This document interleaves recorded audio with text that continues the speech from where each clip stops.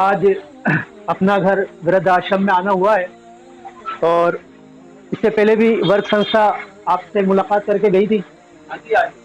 हाँ, और वाकया ये है कि जैसा कि अभी बताया गया कि हम सबकी माता एक ही है और हम सब एक ही माता पिता की संतान है, जिसे कहा गया संयंभू मनु अरु शत्रुपा जिन्हें ते भे नर सृष्टि अनूपा दंपति धर्म आचरण नीका अजहु गाँव श्रुति जिन्हें के लिखा।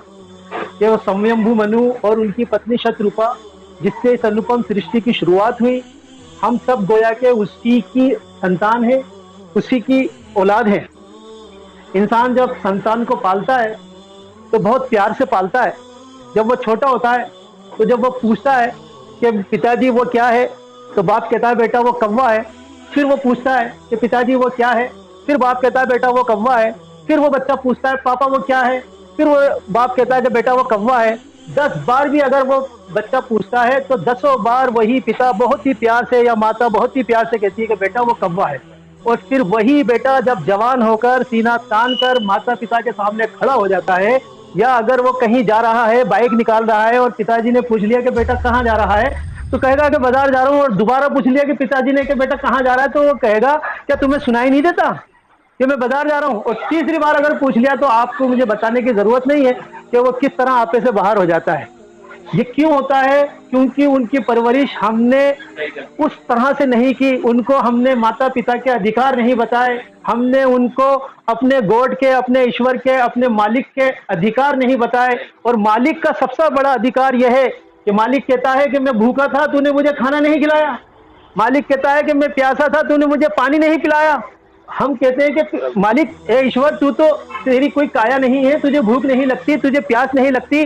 तो वो कहता है कि मेरा फला बंदा फला व्यक्ति तेरे पास आया था, वो दरअसल मैं ही था, वो मेरी जरूरत थी।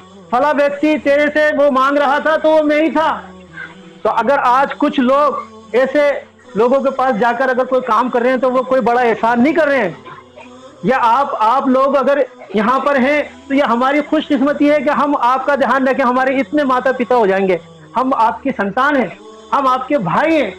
ये चीज हमें भी समझनी पड़ेगी और आपको भी समझनी पड़ेगी।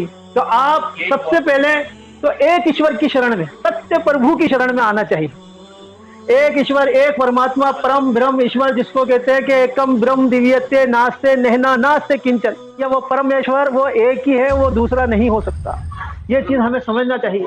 और इसी को अगर इस हमारे इस धर्म को और इस सूत्र को अगर हमें अरब में पहुंचाना हो तो हम कहेंगे ला इलाहा इल्लल्लाह वाहदहू ला शरीक, कि वो एक है और उसका कोई शरीक नहीं होता। अगर इसी को हमें अमेरिका में पहुंचाना हो तो हम कह देंगे there is one god not a second not a lead sweet. हम ये तो हमारा धर्म कहाँ पहुंच गया? अमेरिका पहुंच गया। लेकिन ये कब होगा कि जब हम स्वयं उसके बदलेंगे। या हम एकम अकायम, वो एक है, उसकी कोई काया नहीं है।